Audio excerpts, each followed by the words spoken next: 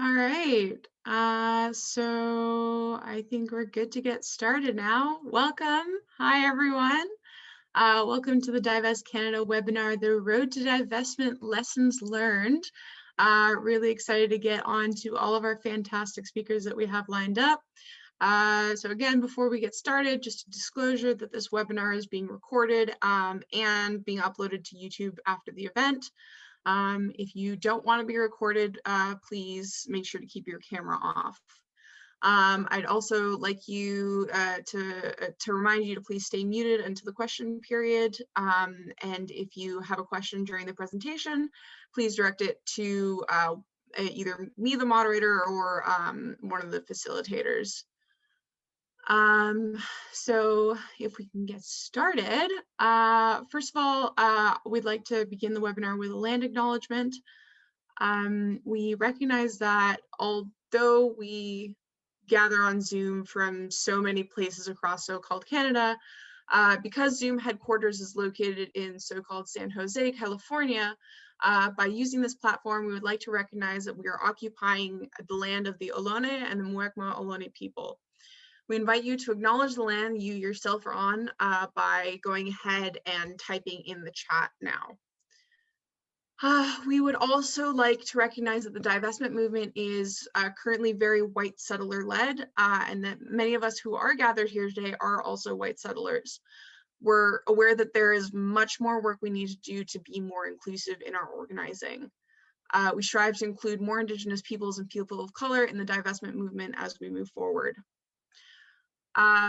We are acknowledging that we are meeting on Indigenous land that has been inhabited by Indigenous peoples since time immemorial. And as settlers, we are incredibly grateful for the opportunity to meet here.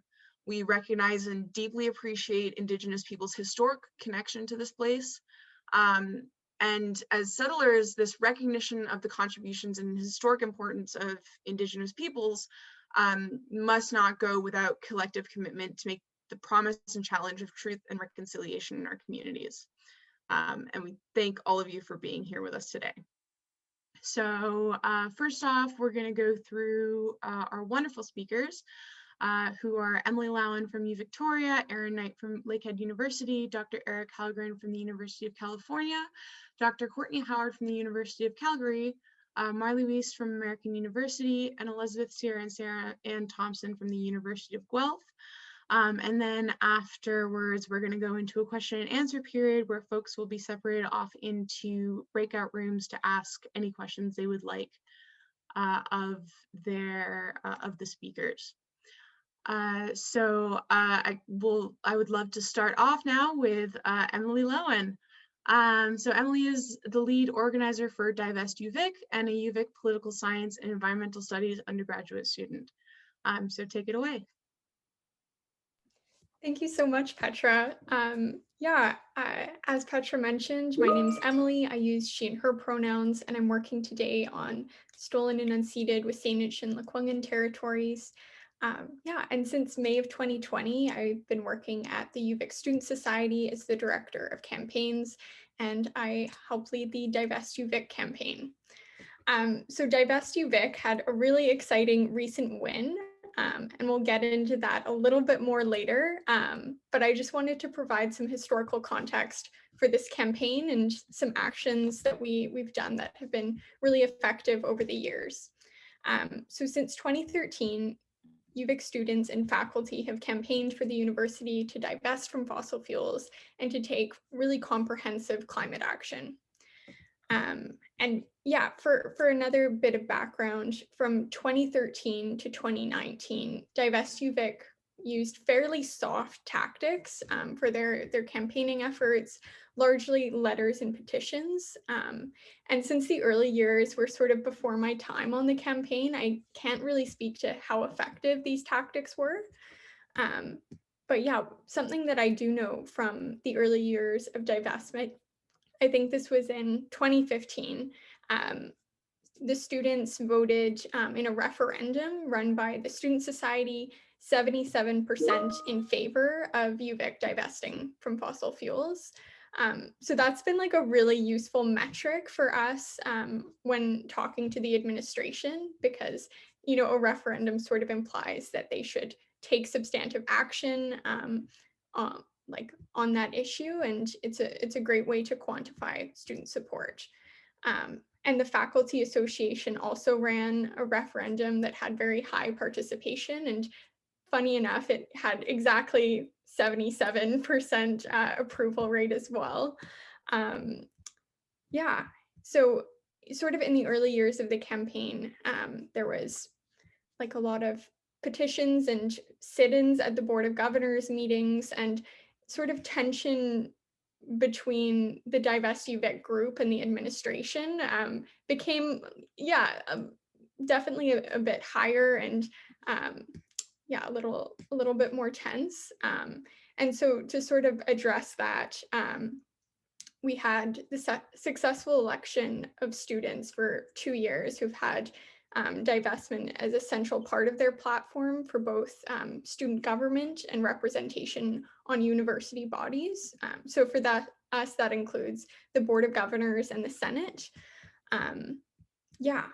And basically having those different avenues has proven to be like really effective in garnering support and keeping this on the agenda, because overall I would say that's really key, to have students having consistent meetings with different avenues of the administration, and diversifying your advocacy that way. But in 2019, this was when Divest UVic turned from like a student club to a UVSS funded campaign, which I think really changed the landscape, because the director of campaigns was responsible for the Divest UVic campaign, and it's a paid staff role. So that really sort of changed how much capacity and energy we had to put into this campaign. And fortunately, because like as an elected student representative, you sort of have this unique access to meetings with the administration, just because, that's how our student society operates. But unfortunately, back in 2019, all of those meetings with the administration, as you can predict, very performative, and it was very sort of futile. And so the group took to direct action, including locking the administration from entering their place of work. It was a pretty awesome blockade day.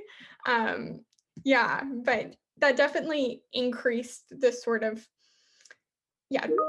challenging dynamic between Divest UVic and the administration. But I think a really solid plus, or like a positive outcome of that, so to speak, is the UVic president, who is very staunchly opposed to divestment, and was made it really hard to even have conversations about divestment. This sort of pressure on him sort of, I think, may have contributed to his early resignation, which sounds kind of awful to say, but I think at the end it was likely, positively contributed to our recent win. But so basically where we are in the campaign, it's fall of 2019. We're locking the administration out of their work buildings.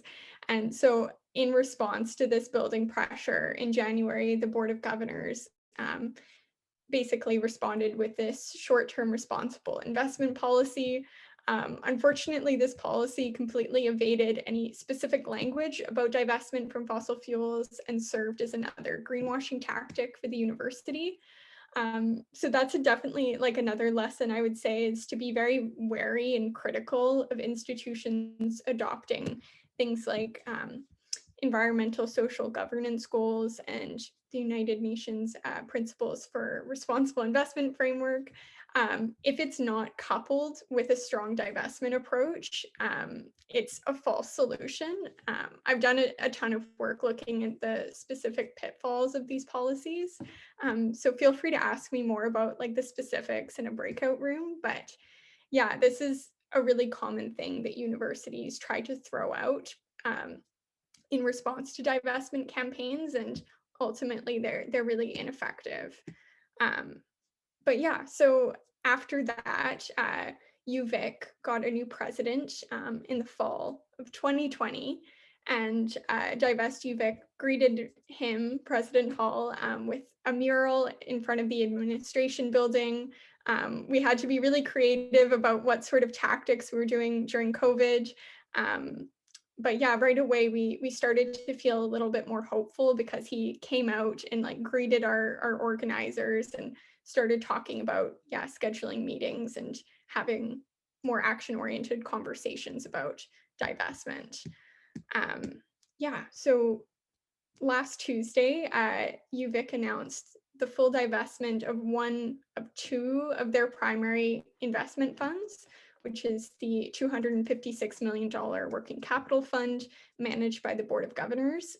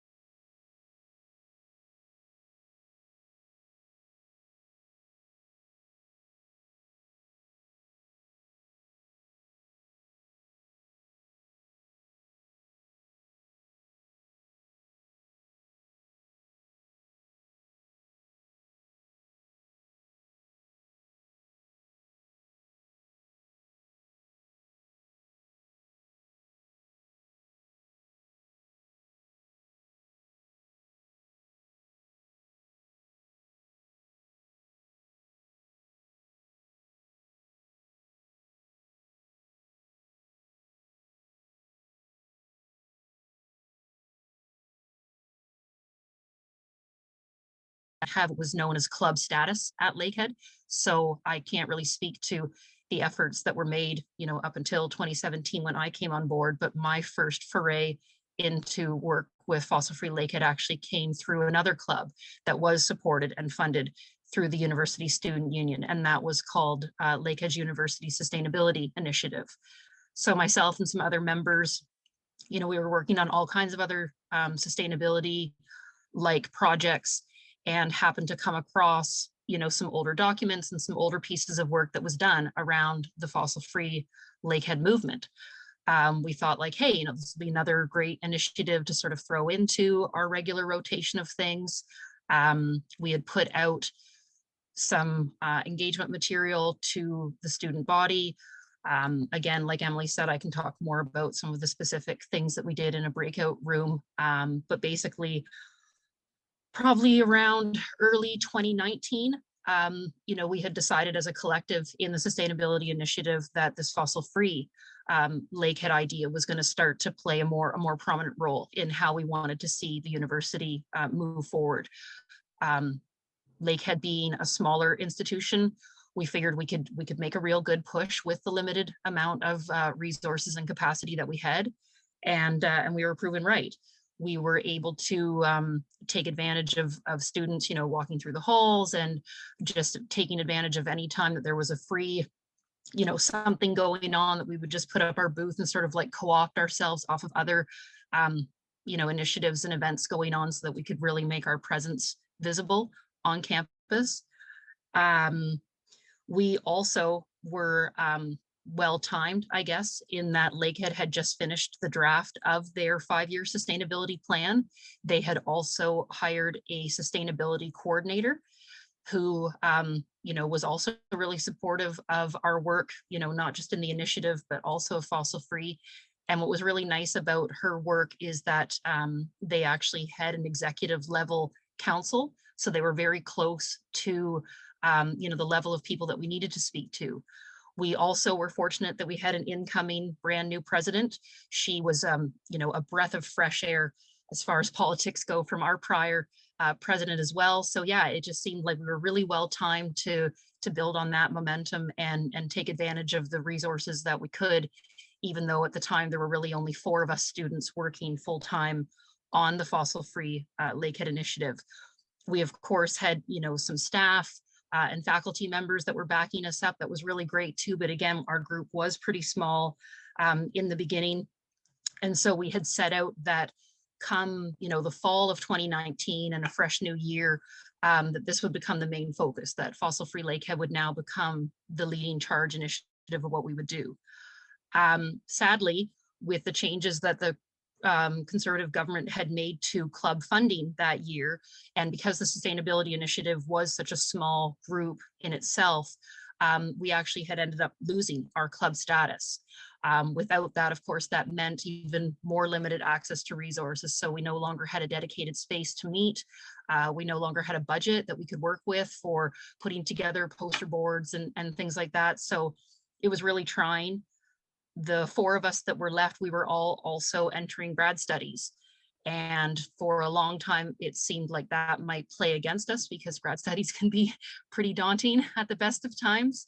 But no, we powered through it. The 4 of us, ended up calling on a couple other friends, and the 4 grew to about 10 or 12 of us. We put together sort of a meet and greet to let the wider student body know who we were. We got donations from local groups as far as pizza and coffee. The city of Thunder Bay, for anyone who doesn't have the pleasure of coming here, it's such a great community as far as supporting student initiatives. And so we were really helpful. We were really helped out that way. Yeah, moving forward on our timeline, that meet and greet, we actually had juxtaposed against what was going to be our first big demonstration. So we knew that because we were taking baby steps and we weren't really, as known on campus as maybe some other initiatives are, that we wanted to start out with something that wasn't a bit, too in your face. And so we asked students that if they wanted to come with us and dress all in black, we decided to stand outside of the Board of Governors meeting office. And as all of the representatives and members were coming in, we were essentially lining the halls and forcing them to have to go by us, to read our messages, to see us all. And it was more of like a silent, you know, creating just that uncomfortable space. And it did get us enough attention. It was great. Not more than a couple months later, we were allowed to actually come into the Board of Governors space and provide them with a full deputation. We had even more students join us dressed in black at that point, coming in with their signs. You know, it was a really good, I should have screen shared and put together something a bit more formal, but it was a really great show of support from the students. And I know it was well received, at least by some of the members of the Board of Governors, just how quickly we were able to put something together on literally a shoestring budget. We also, again, thanks to the City of Thunder Bay being the way that it is, the media came. They, of course, weren't allowed to film anything that happened in the Board of Governors office, but they definitely got some really great coverage outside for us. It did make the Thunder Bay News that night, which was super great. Yeah, on and on it went. We just continued to, you know, make ourselves known and just make ourselves bigger and have our voice be bigger. And then COVID. So we continued to encourage students to join us in coming to the Board of Governors meetings. We did that. We would do that virtually. We still kept our presence known. We kept our pressure on. We had an Instagram campaign that ran all through the summer, and that was really successful. Yeah, and then funnily enough, I don't know if it was a combination of COVID and the online delivery and the stress that has come about with the way that institutions now have to deliver their regular service, but we didn't really hear too much from the Board of Governors other than, you know, that we were well received, that they were working towards it. The Finance Committee had inferred to us that they were making great strides to find ways to divest, to see how it would fit in with their policies. Going, you know, supporting us the best is that the university does actually have a responsible investment policy, and we took them to task on, you know, having to adhere to those steps within their own policy, which was interesting. And yeah, before we knew it, come just this past November, the announcement was made publicly before it was made to us, which was great, not what we had expected. And yeah, the university made their commitment to divest just before Christmas. And still, we haven't heard a whole lot of what that's going to look like and the shape that it's going to take, but they know that we're here. They know that we're not going anywhere. And yeah, we're just looking forward to work through this process with them and reach the end that we want, to see our ask fully meted out.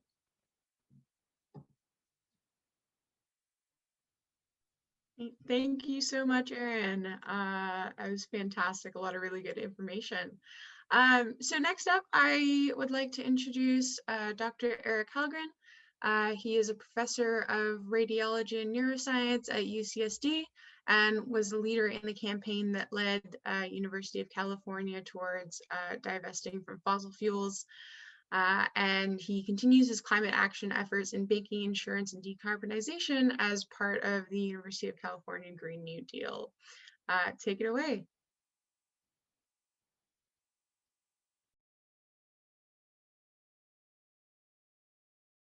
Can you make my screen visible, please?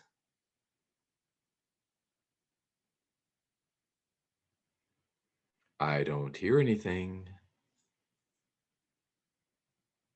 Hello? Can anybody hear me?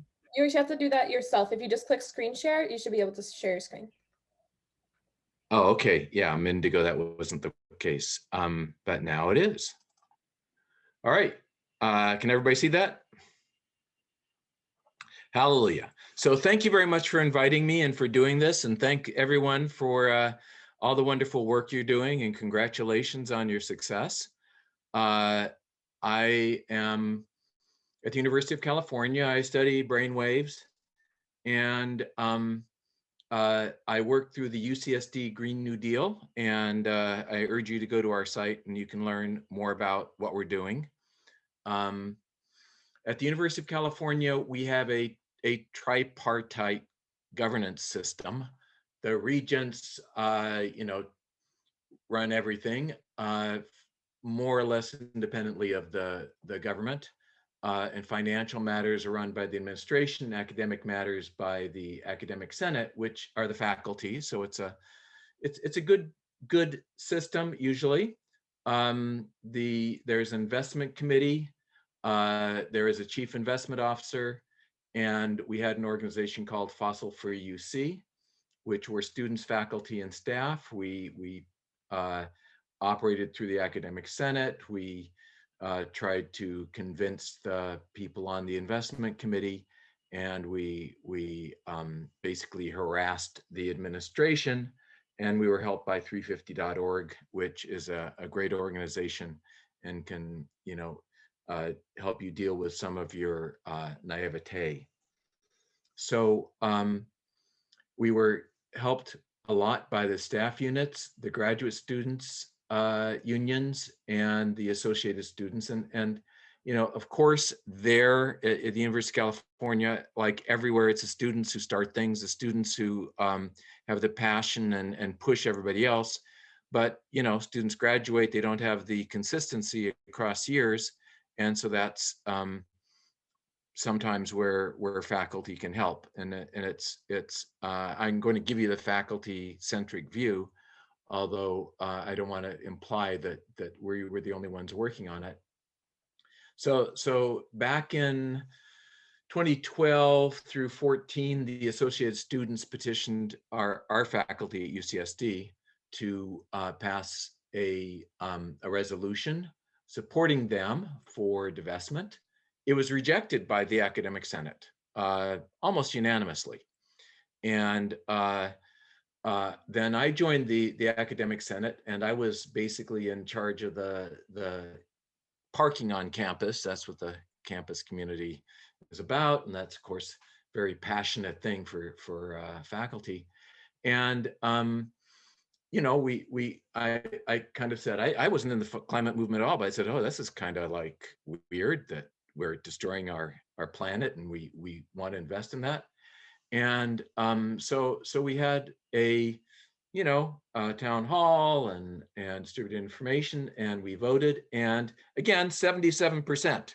It's always 77% that votes yes and supports it. And so the lessons are that almost everybody will support this when they get the chance. The big thing was they didn't want their retirement to be hurt. The con arguments are just so flimsy, they're easily refuted. The opposition is good because it provides a foil for communicating our message. So I welcome it when we're opposed, because one of the most important things about divestment is that we organize, we make people aware of the problem, because divestment's just a tiny start of what has to be done. And individuals make a difference. I just happened to be there. I did something, wasn't that much, but every one of you can do a lot. One person can do a lot.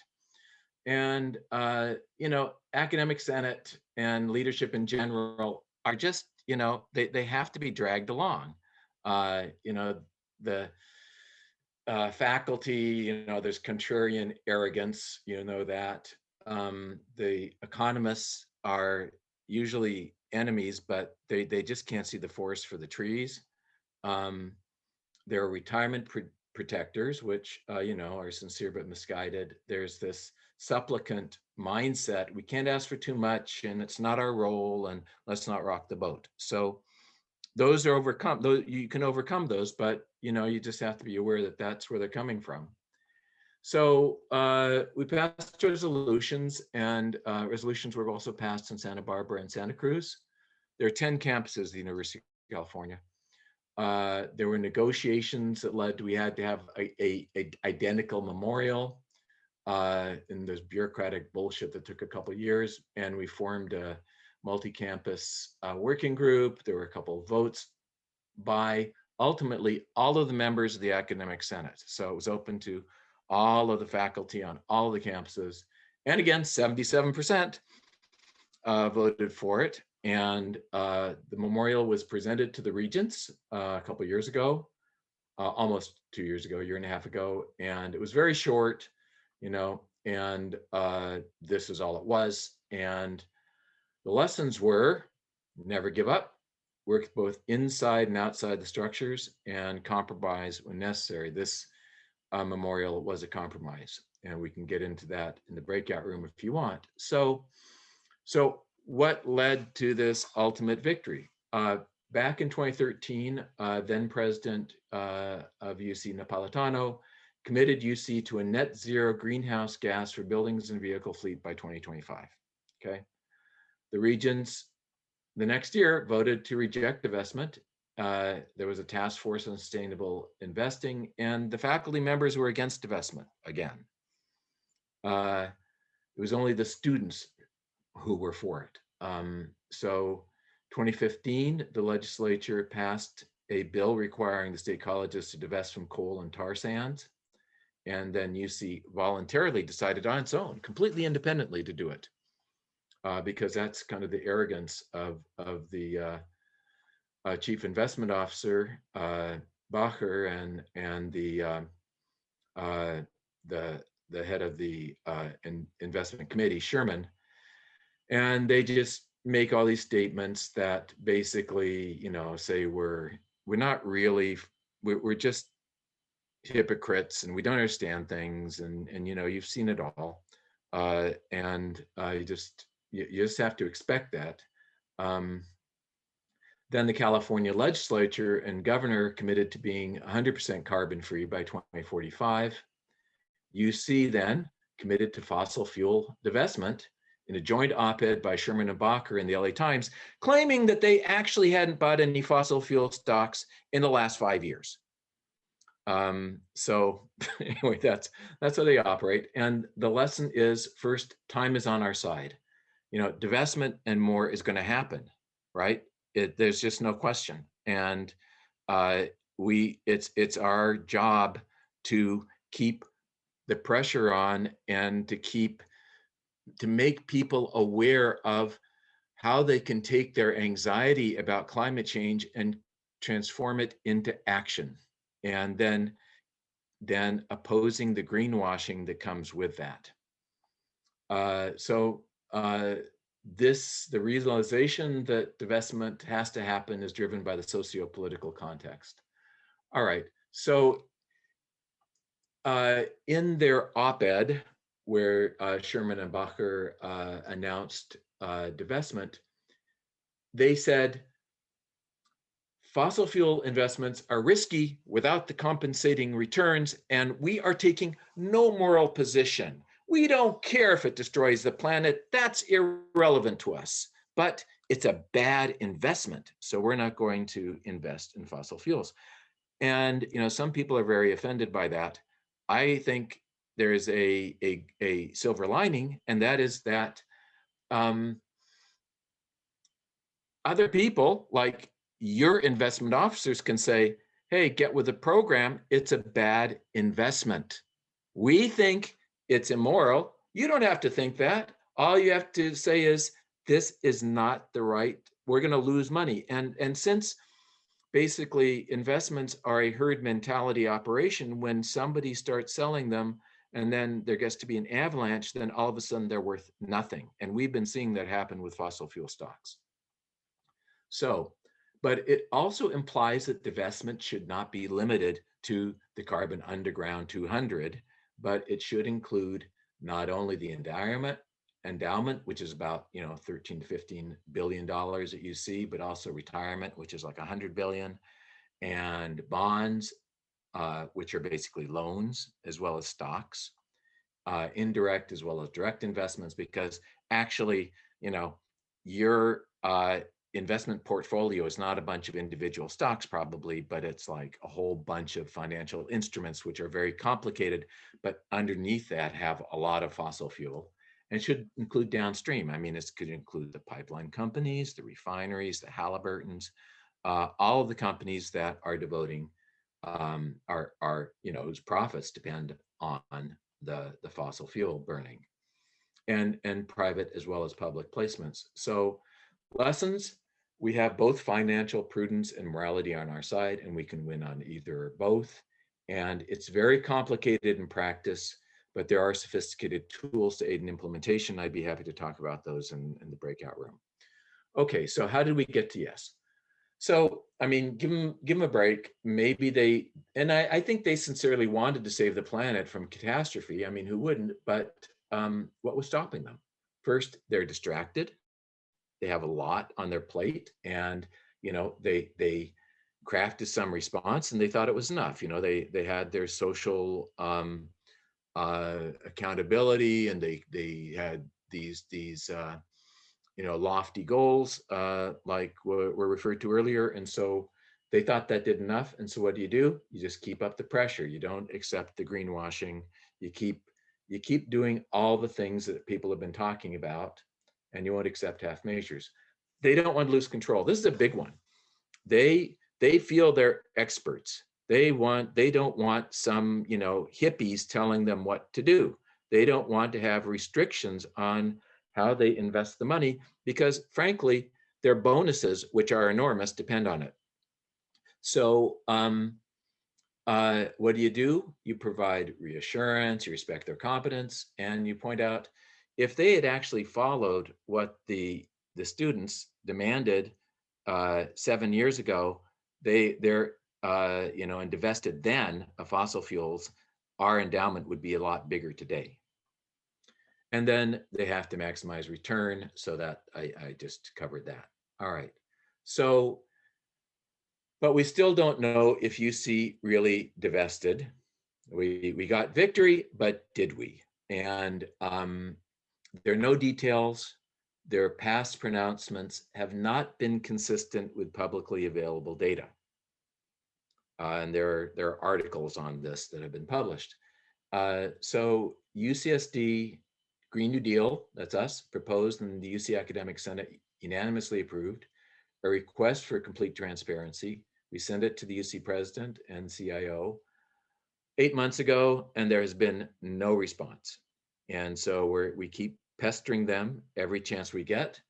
And we are starting a publicity campaign where we are working with people to write articles about greenwashing at UC. And the biggest greenwashing really is the carbon neutrality initiative, which depends almost entirely on offsets.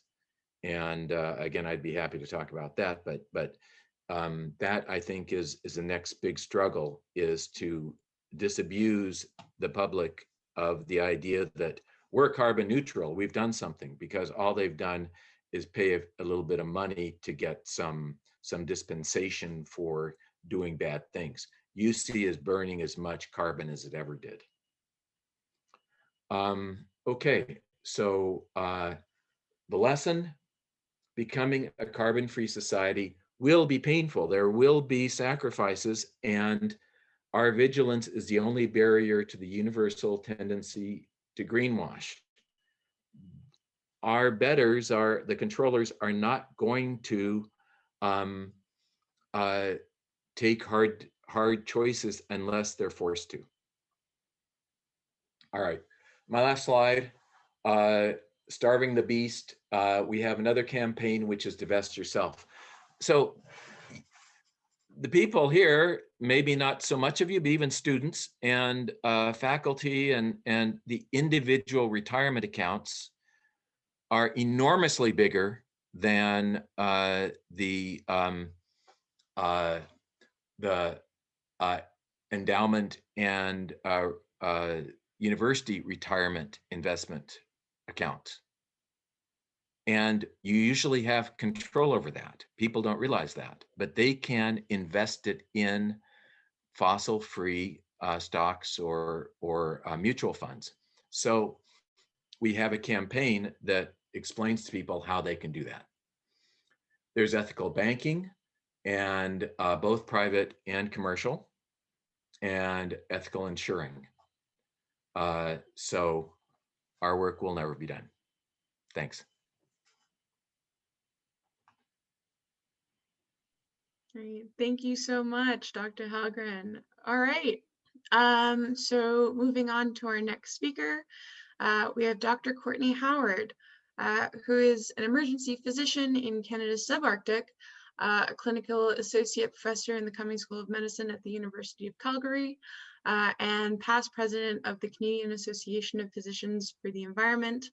Her research is on health and its connection to climate change and the environment. Dr. Howard, take it away. Hi, how's everybody? Everybody is cheering loudly inside.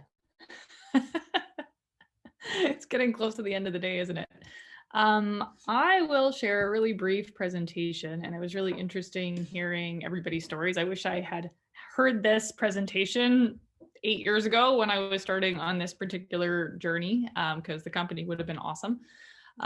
So I'm an emerge doc. I live up here in Yellowknife. So this is Chief Dry Geese territory. We're already 2.5 degrees Celsius warmer than we were when an 80-year-old elder was born.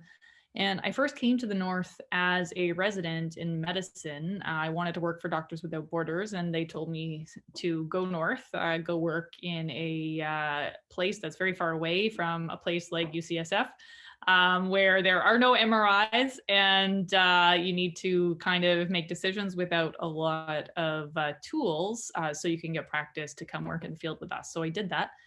And so this is a picture I took in the Mackenzie River Delta, which is in the high Arctic. This is at the junction of Inuvialuit, Gwich'in, and Dene territory. And this part of the world is already 3 degrees Celsius warmer than it was when a 70-year-old elder was born.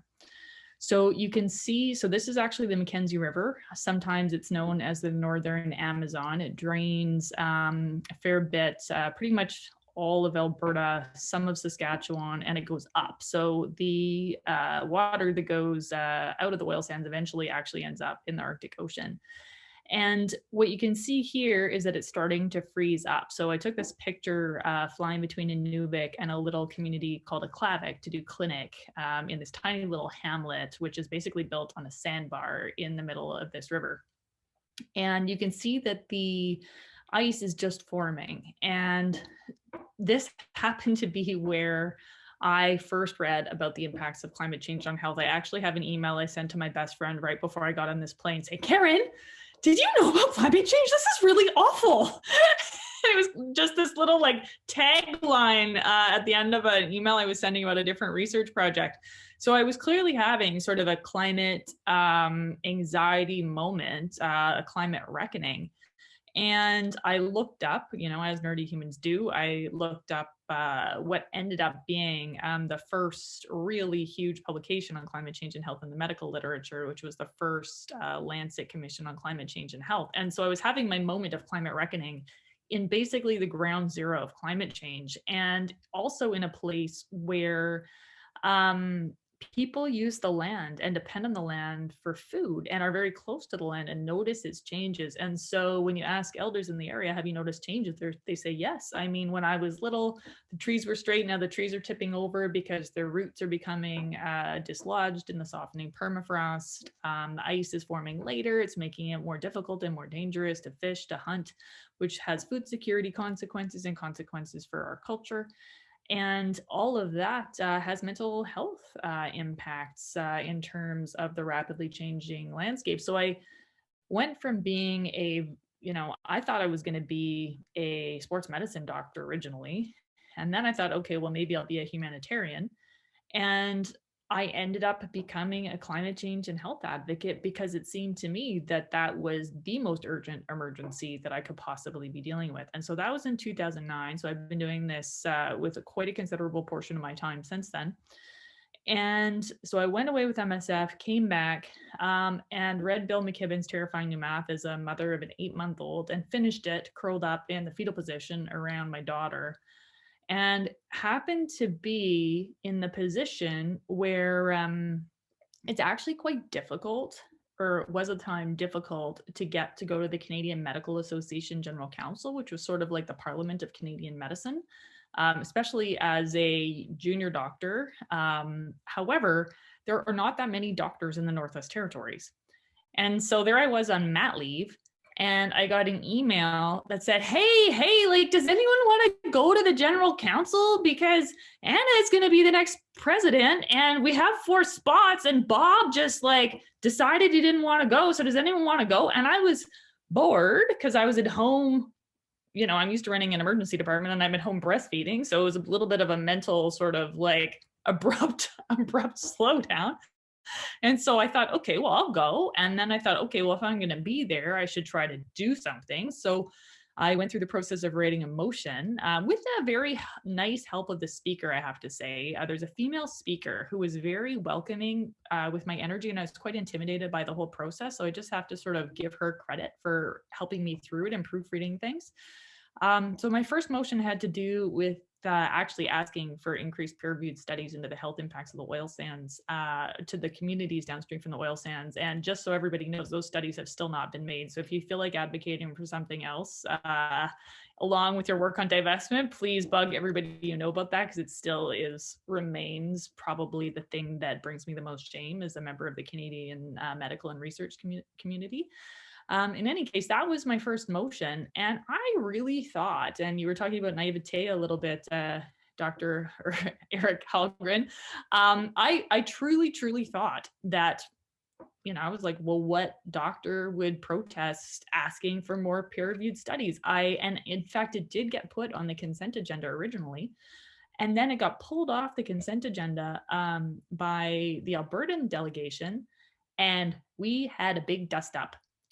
So there I was at the time. You actually had to stand up the first time you were speaking in general council. Some of this pomp and circumstance has since fallen by the wayside, but at the time you had to actually stand up and say, "Hi, I'm Dr. Courtney Howard. This is my first time speaking at general council," and everybody clapped. And so that had just happened.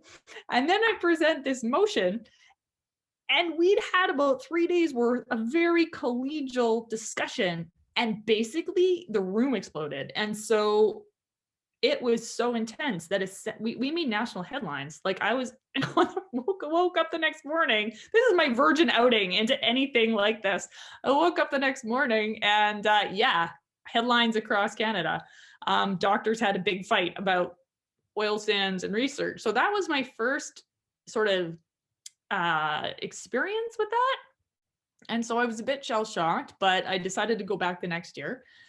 And that time I started talking about divestment. And so the very first time, actually, in fact, the next year I had another baby, and I sent the motions and they all failed to pass. So the next year was a complete wash, which sucked. And everybody was very sad.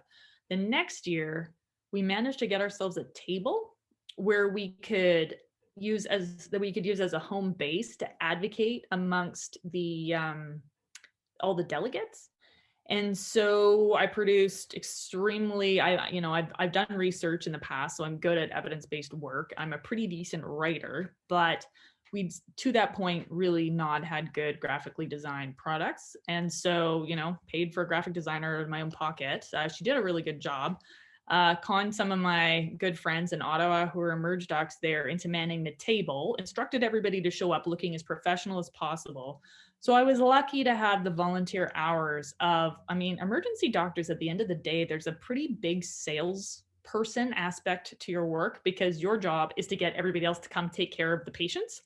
And so most of my friends are Emerge docs. So I had some very professional people helping me. And they spent the entire sort of first 3 days just talking to everybody. And I talked to everybody, and we were all very friendly, very approachable.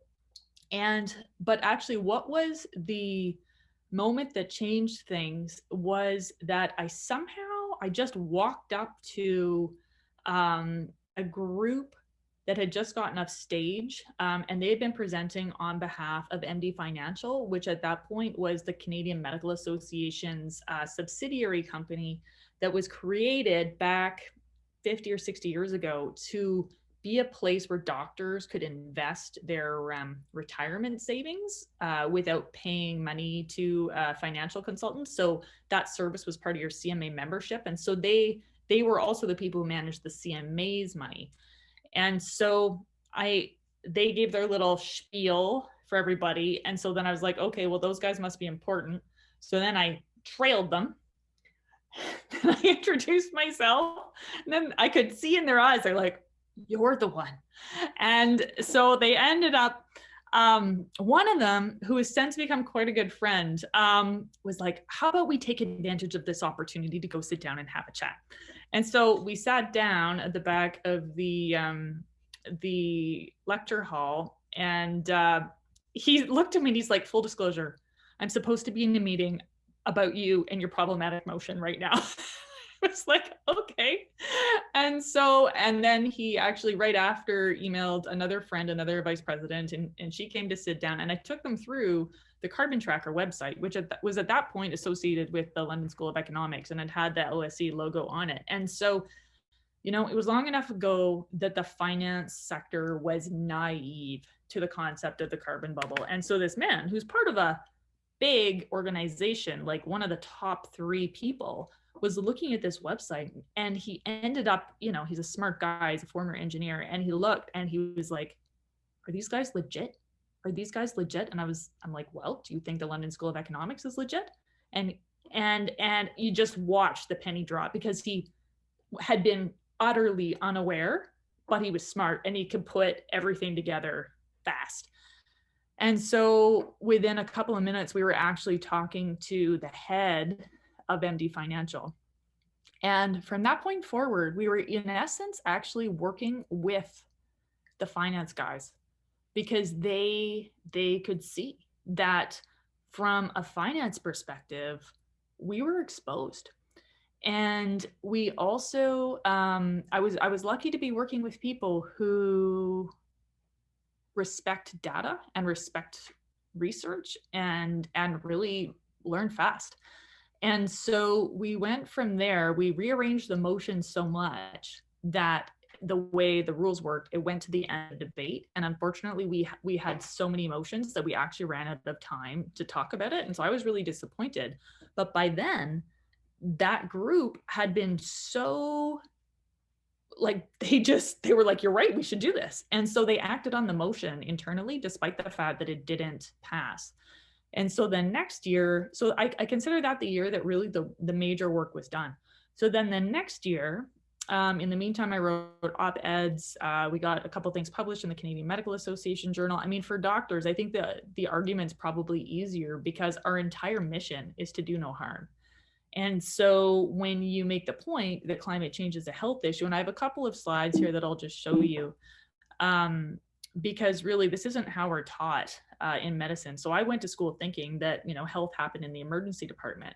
What I've come to understand is that everything depends on the ecological determinants of health, that stable foundation. So the soil, the water, the climate, et cetera, that's what allows us to create the social, the political structures that give rise to what we refer to as the social and structural determinants of health. So things like housing, income, et cetera. And if that's going really well, that's when we get to build a healthcare system, which when you think about it, requires a tremendous degree of organization. You know, the MRIs, everything that Eric Helgren studies, I mean, think of the complexity of that and everything that's required to keep that going. And so when I speak with doctors about this, I make the point that the work we do in healthcare structures, when you look at studies across countries, it's only responsible for about 20% of overall health status.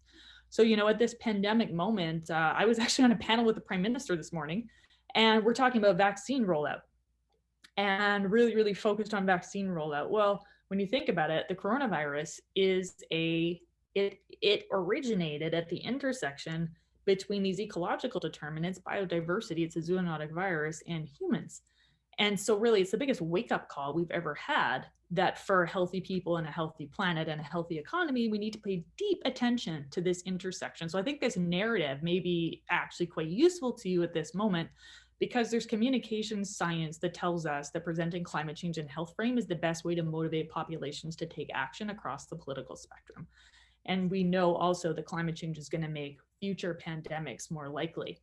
And so when I'm talking to doctors about this, I'm like, look, our job is to do no harm. Our job is also to do our job. So do you want to be able to keep doing your job? Because I don't know about you, but I've worked in a lower middle income country. I didn't like it when the pharmaceutical supply cupboard was bare. That was horrible. Kids died. I want to be able to work to the end of my career here in Canada with a functioning healthcare system. And so when you present it like this, people understand much better how very dependent we are on that stable foundation. And so I start almost every presentation with that these days, because I find it makes clear to people that we need to sort of subsume our ego within the eco. And so really someone else said something about persistence. So much of what worked for us was just about keeping showing up and being pleasant and being very professional. Every single one of my motions was better referenced than anybody else's motion. I was like the most well-groomed person there. I was unfailingly polite and positive. And at that point, because at a certain point, you just need people to want to talk to you. And if they don't want to talk to you, they're not going to talk to you. And if they're not talking to you, you don't get to deliver your message. And so, you know, I have certainly been a messenger at some points in my life where I've talked so much that I could tell the next time somebody saw me, they didn't want to talk to me again. They're like, oh my God, it's the girl from the cocktail, you know, like, and they hide. So if you're getting that feeling from people, that's information, because at the end of the day, they're your audience. And kind of like in medicine, we need to do patient-centered care. I view my work as a medical health advocate as requiring an audience-centered approach. And so I eventually realized I needed to say less about the thing that I cared the most about, pivot to asking somebody about their kids. I mean, when you think about it, that's exactly what pharmaceutical reps do. And I suspect they have come to that game plan through substantial analysis of data. So let's use corporate work for our benefit, right? And it does work. So over the course of time, you know, I just kept showing up. I eventually went from being the pain in their rear to kind of being their pain in the rear, and they kind of liked me. And then finally it worked. So I put all of these years there to just give you a sense of, like, it took a while. That was a lot of work. It was a lot of just social work, but then it worked. And so not only did we divest, but James Orbinski, who'd been the reason I wanted to work for Doctors Without Borders in the first place, he accepted the Nobel Peace Prize on their behalf at the turn of the turn of the millennium. He was asked to deliver the keynote at the General Council on climate change and health. They announced that they had finished divesting. They gave me an award, actually. And I include that picture of the award because everybody knows we should do something. And there's a lot of evidence that shows that action does feel better than anxiety. So if you view this as offering people an opportunity, an action item for them within the context of their lives to make the world better, that's a gift. And I didn't really appreciate that until I saw how everybody looked after it worked. Like, look at those people, like Brian Peters, that guy's the CEO of like a big giant thing. He was so proud. I have a picture of us giving each other a high five. And Allison Seymour, same thing. They worked hard internally as advocates to make this happen. And we're really, really proud. This work gave their job meaning. And that's what all studies show that people want out of their job. So be aware that this in many ways is actually a gift. So they ended up also setting up what at the time were some of Canada's first fossil fuel free funds. So there's a fossil fuel free equity and bond fund. And so we're like, oh, great, we totally did it. Like, my kids' education funds are in here. And then there was a giant curveball. So they completed divestment. And then curveball, CMA sold MD Financial. So they sold the company for $2.6 billion to Scotiabank. So CMA has now gone from being an NGO with about, I think it was $26 million in its reserves, to being an NGO, but a subsidiary company, to being an NGO with about, I think it ended up being about a $2.8 billion company, NGO. And so we were like, okay.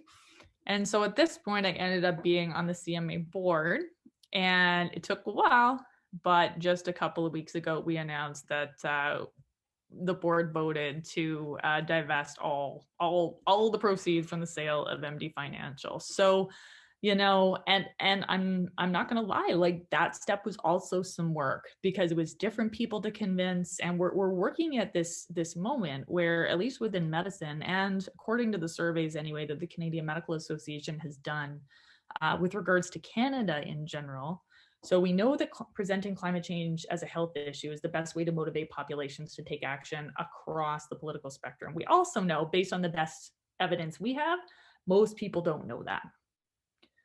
So when they surveyed people, doctors and other Canadians prior to the 2019 election, a lot of people thought climate was really important. A lot of people thought health was really important. They did not realize they were actually the top two issues.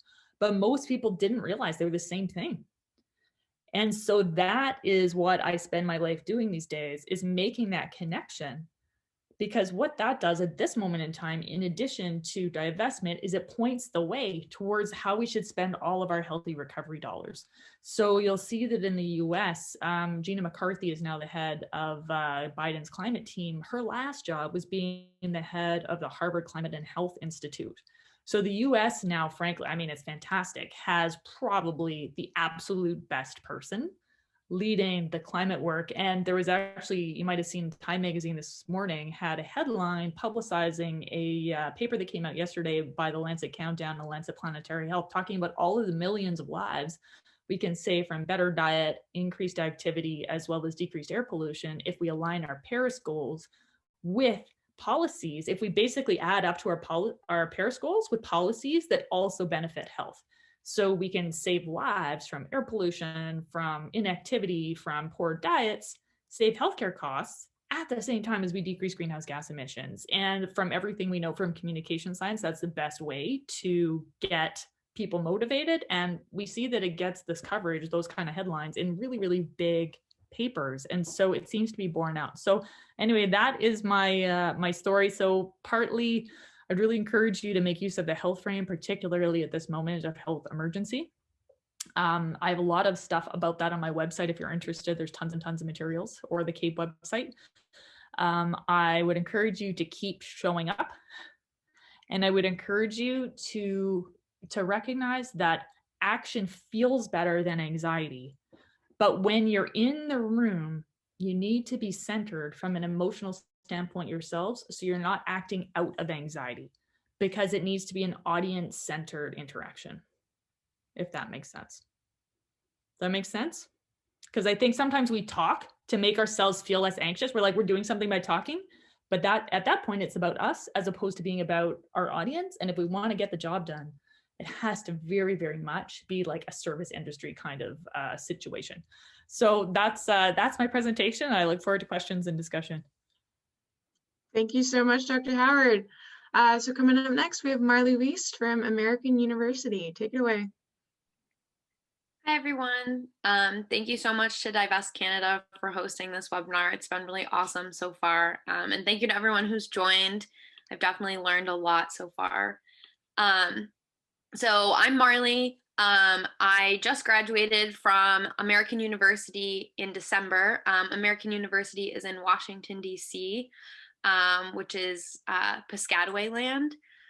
So just wanted to kind of center the context of where my organizing mostly takes place. And I also work with the College Climate Coalition. So I see some familiar faces and names on this call. Yeah, so I'll just give like a brief overview of our history and then kind of get into just some line items on like the tactics that I thought were helpful, some problems that we encountered, and some things that I wish I had known. So Fossil Free American University, we call it FFAU. So while I'm speaking, if I say FFAU, I'm just talking about Fossil Free AU. It started in 2014 because a group of people from AU actually went to Bill McKibben's Do the Math tour. And then were inspired to start a fossil fuel movement on campus. So after they had started, I didn't get to AU until 2017, but there was a series of referendums, and like most folks who've already spoken, I can't speak too much to what happened before I got there. But basically, the folks from 2014 to 2017 really laid the groundwork of starting to educate the student body on what divestment is and what it means. So I'm going to kind of focus some of the history on when I was there. Basically, we also got a new president in fall of 2017. And so it was easier to start pushing our new president, Sylvia Burwell, to try to divest. And she was a target of a lot of our actions. So her inauguration was spring of 2018. And that whole week we had like a week of action, big like flyering at her inauguration, and actually put so much pressure on her and our board of trustees that they delayed announcing that AU is going to be carbon neutral because of our presence. So kind of a victory for us. And as Dr. Eric had said previously, we all know that carbon neutrality is like a form of greenwashing. So that was like a pretty monumental moment for us as a campaign.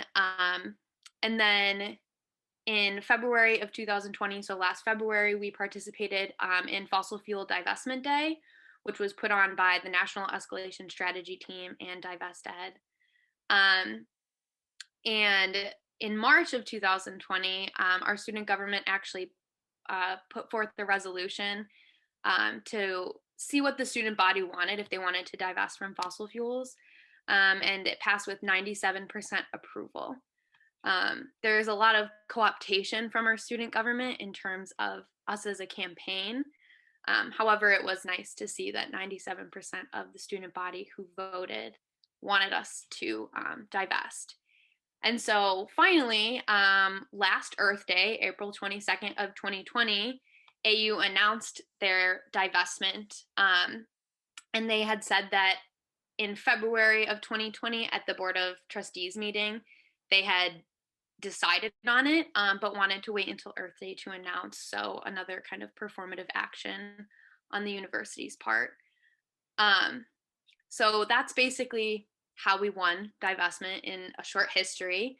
But I just wanted to talk about some of the strategies that we at Fossil Free AU really thought were effective. So it's important to note that we also are not affiliated with the university. We're not a recognized club on campus. And so that was really powerful for us in terms of we didn't have to abide by the set of rules and regulations. And it allowed us to have a little bit more free reign instead of sticking to the confines of like a conduct code.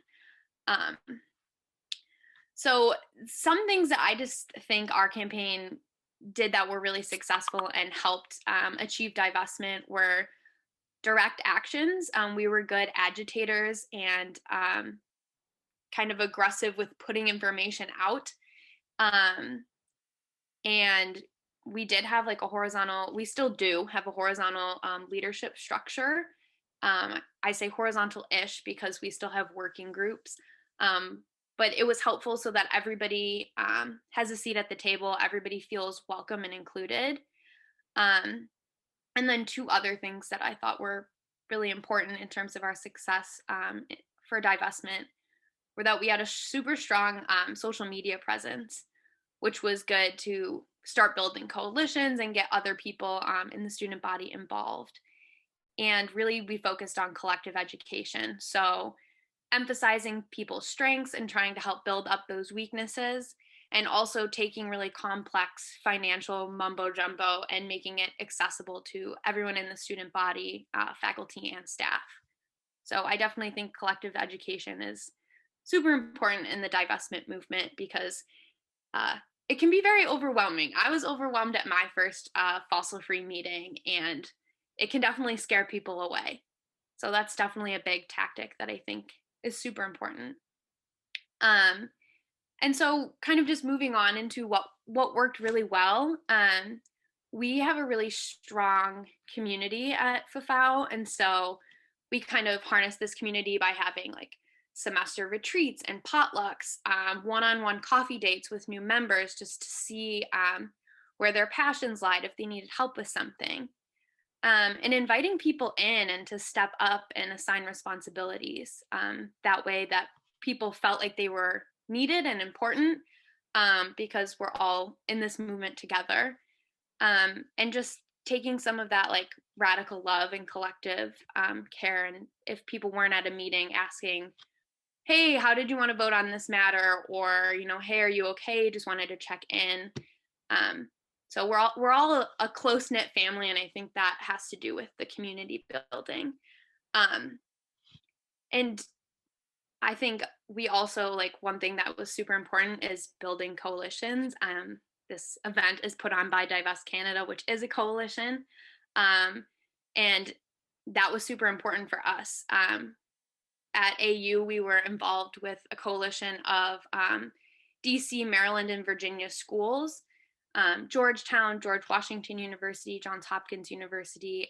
We would all get together at least once a semester for a potluck and kind of strategize, and that way we kind of heard new ideas.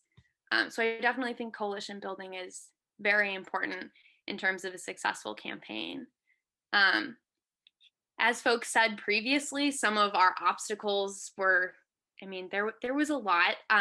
Belittling from the university administration in terms of trying to get financial information. One thing that was interesting and challenging at American University, it's a private university, and so they really don't have to tell us anything about their investments. And so when we would meet with the CFO or the board of trustees or the president, people would kind of just talk down to us. So as people said previously, like that is to be expected, and just know that like you are valued and you are smart and you did research. And I just think that's important to note. And another thing that I think was an obstacle for us was the university's carbon neutrality announcement, because AU prides itself on being like an environmental, sustainable university, and you know, this announcement kind of derailed a little bit our plans for fossil free AU, because everybody was like, oh, they're carbon neutral, they're so great, like they've already done it. And we kind of had to like pull everyone back down and be like, no, if you're saying all these things but you're not actually doing the thing, you're not being sustainable. So I just really quickly want to touch upon some things that I wish I had known, and then I'll pass it back with respect to time. So the biggest thing I wish I had known is don't be afraid to be radical and take direct action. We did this and we were good agitators, but it's something that I wish we had done more. And there's power in numbers, which is super important. That's not to say that your group needs to be huge. I think a small group of really dedicated organizers is great. But in terms of actions, it's so important. And that's why coalitions are important. I mean, after Fossil Free became part of the College Climate Coalition, we kind of realized so many other campaigns go through the same exact things. And even just being on this panel, I mean, all of the similarities are just crazy, astounding. And so it's nice to resource share and just kind of get a feel for what people did that worked and what they did that didn't work. And the other thing I have to say, the last thing, is that I wish we had started working on the importance of divestment and reinvestment earlier, rather than waiting for the announcement of divestment in order to talk about reinvestment, because AU had announced, what's unique about AU's situation is that they said that they divested for moral reasons, instead of, like, I know the UC schools had said they divested for financial reasons, as other American schools had as well. So we kind of used this moral stance to be like, okay, now you need to focus on reinvestment, and that's how we are currently operating. But I definitely think that that's important as well. So thank you guys for listening, and I will throw it back to Petra. Great. Thank you so much, Marley. Okay, to finish this off, I'm going to hand it off to Elizabeth Sear and Sarah Ann Thompson from the University of Guelph. Okay, hi. I'm just going to share my screen.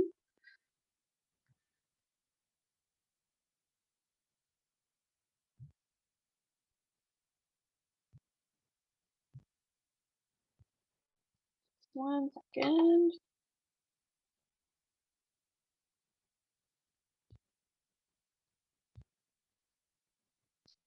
Okay.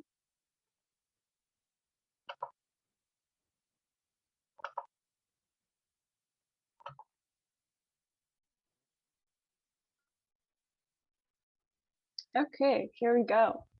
Can I get a thumbs up from someone that everyone can see that? Sweet, thank you. Okay, so yeah, so we're from the University of Guelph, which is in Guelph, Ontario, which is Attawaderon land and also Mississaugas of the Credit Treaty land. So I'm just going to jump right in and try to keep this brief. So this is just, sorry, a bit of a timeline here as to how the campaign unfolded all the way to full divestment. So folks started organizing in 2013. That's when the group started, just a small group of students organizing as an action group under OPIRG Guelph, which is sort of a social and environmental justice hub on campus, which is funded by students, but it's not really the same as operating as a University of Guelph club, so it's a separate thing. And so, yeah, so the group started organizing in 2013 with always the same ask of full divestment of the endowment fund from fossil fuels within a 5-year period. In 2014, as a result of this organizing, the University Board of Governors struck a working group on responsible investing that put forward a bunch of recommendations, including one that led to the creation of the Special Action Policy, which I might also refer to as SAP.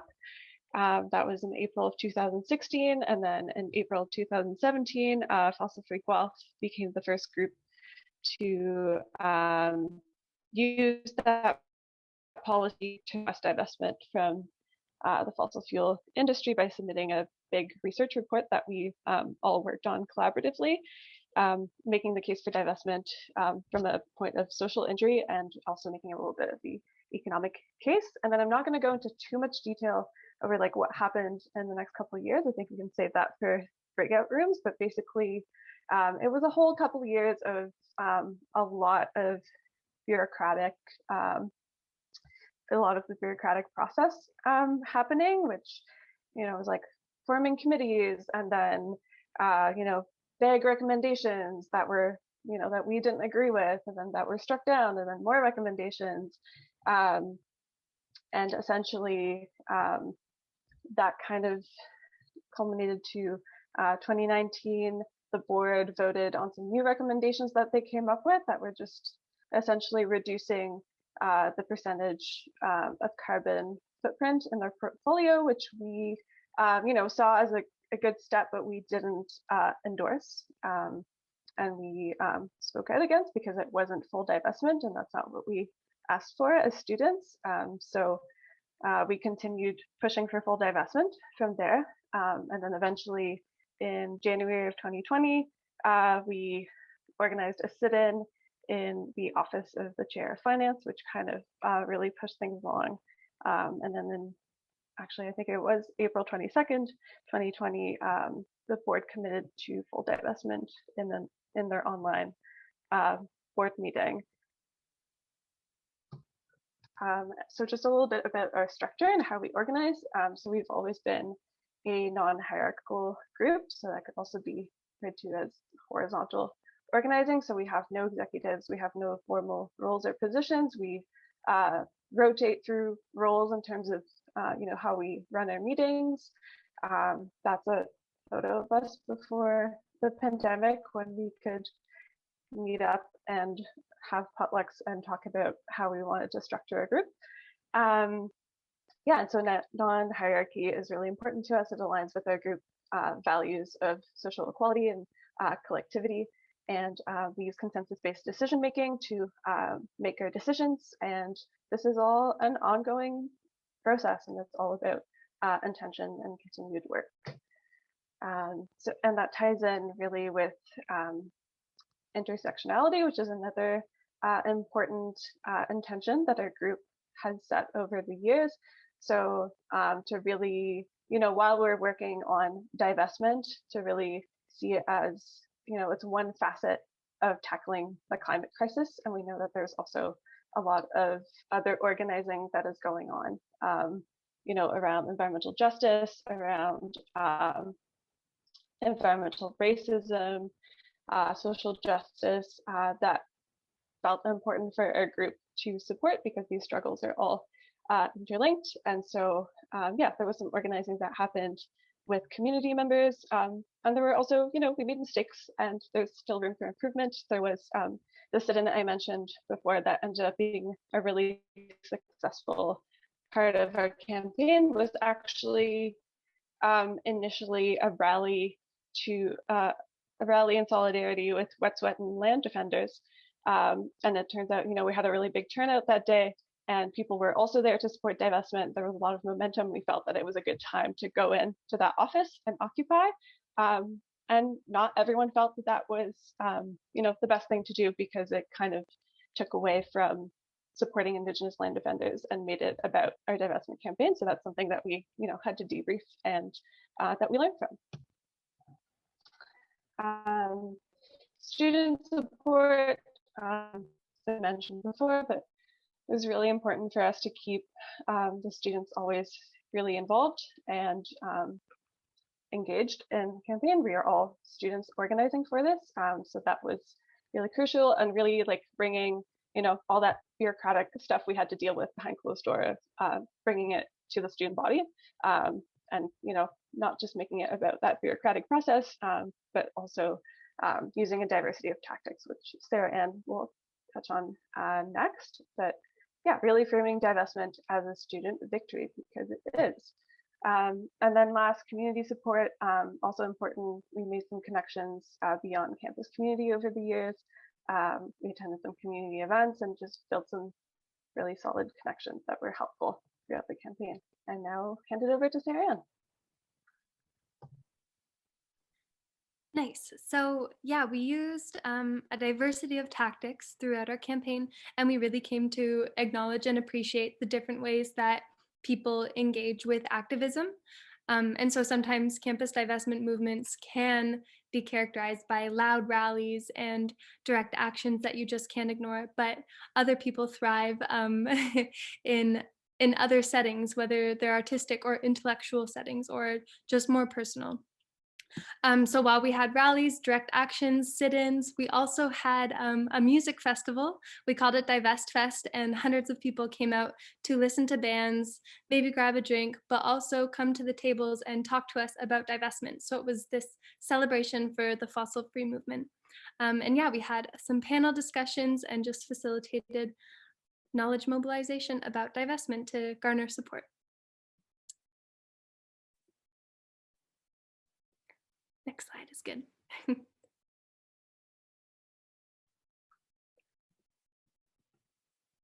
The next slide is good. Nice. So those were just some photos of our different divestments. On to more diversity of tactics that we used.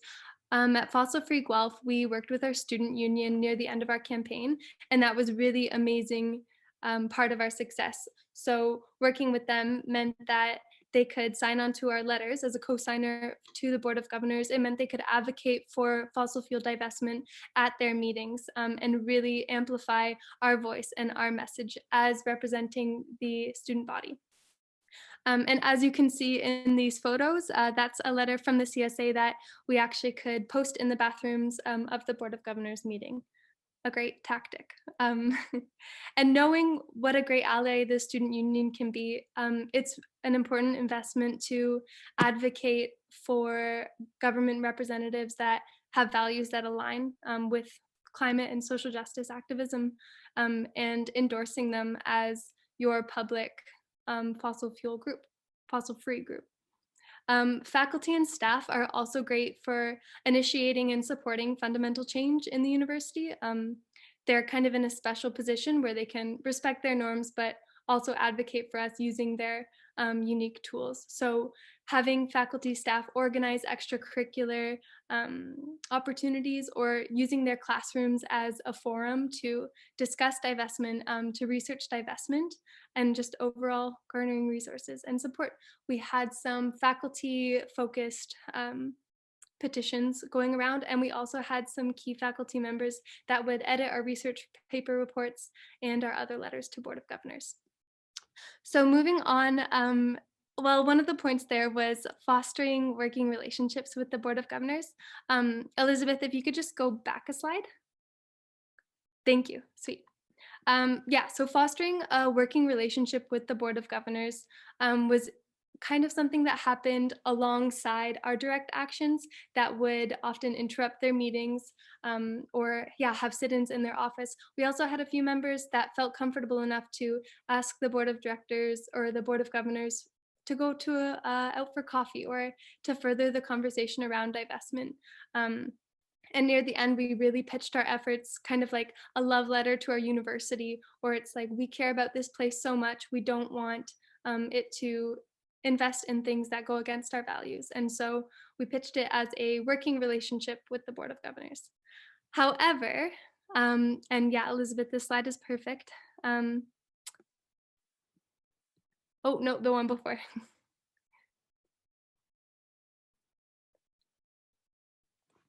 Nice, perfect. So the Board of Governors and corporate interest is obviously something that everyone's touched on for the most part. And it's alive and well in a lot of institutions. So with our example at the University of Guelph, we actually had our chancellor resign over Guelph's decision to divest. And that came of no surprise to us. But when she resigned, she cited that it was her business interests that held her from supporting this decision. And as our chancellor, it really caught everyone off guard, and it was inappropriate for her to represent us anyways. But there's also a great article in the policy note that researchers from the Corporate Mapping Project at University of Victoria put together. And it kind of just outlines the University of Victoria's Board of Governors makeup and how intertwined big bank companies and other large-scale energy projects are in their Board of Governors.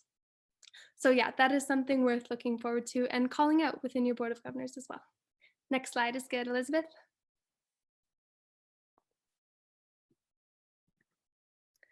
Okay, and this is our last point that we wanted to touch on, but it's the co-opting of divestment that our institutions may do when they make positive changes.